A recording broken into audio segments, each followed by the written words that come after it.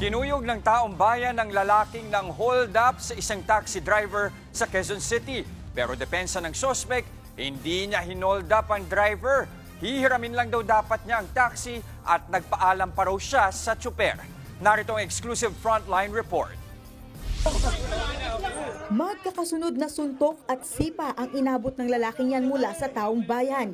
Duguan ang mukha ng lalaki matapos pagtulungan alas 6 ng umaga nitong linggo sa Q-Mart, Quezon City. Ang lalaki kasing yan, suspect pala sa pang-hold up sa isang taxi driver na si Mang Mario. Ayon sa biktima, nagpanggap daw munang pasahero ang suspect. Pati sa terminal ba sa Cubao? Opo. Nakiusap sa akin, kuya, siyatin mo ko doon. Pagdating dito sa may, ito, yung New York nan, pinasikot-sikot ako. May dadaanan daw kasama. Opo. Babae. Opo.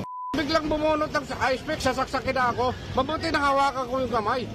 Pero hindi pa nagpaawat ang suspect. Inagaw daw nito ang manibela kay Mang Mario at pinababa sa taxi. Sumibat patakas ang suspect at si Mang Mario naman dali-daling nakiangkas sa motor ng isang CQ at hinabol ang hold-upper. Mabuti na lang at traffic sa lugar kaya hindi na nakalayo ang suspect. Nang maabutan siya ni Mang Mario, agad bumaba ang suspect mula sa taxi at kumaripas ng takbo sa loob ng palengke. Dito na siya pinagtulungang bugbugin ng mga tendero matapos sumaklolo si Mang Mario. Kalaunan, inaresto na rin ng mga gwardya ang suspect. Depensa niya, hindi naman daw siya ng hold up at nanghiram lang ng taxi.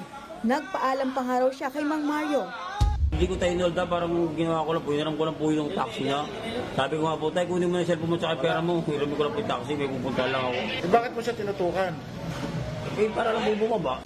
Kwento pa ng suspect, gusto daw niyang makabawi sa nakahiwalayang asawa kaya nagawa ang krimen.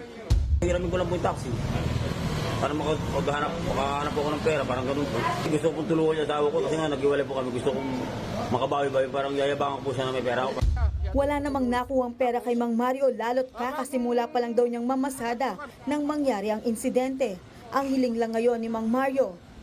Sana, pag nalaman ito ng amo ko, sana wag pa bandirin ang buo. Hawak na ng Quezon City Police Station 7 ang suspect na mahaharap sa kaukulang reklamo. Nagbabalita mula sa Frontline, Maylin Valencia, News 5. Mga kapatid, Jess De Los Santos po ang inyong kasangga sa paghahatid ng balita para sa may alam at may pakialam.